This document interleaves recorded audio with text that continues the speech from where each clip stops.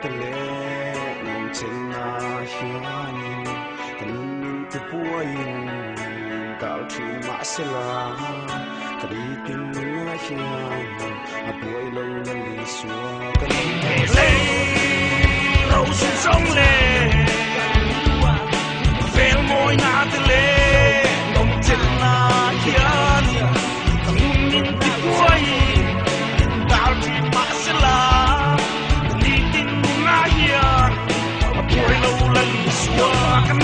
I remember time that I got away from you, God.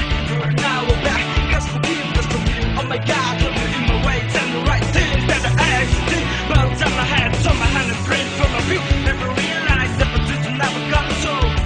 On the cross, sacrifice for what? Sacrifice for you and me on the hero. Living from the pain that I feel myself in my life. Oh, in a song fair, I let you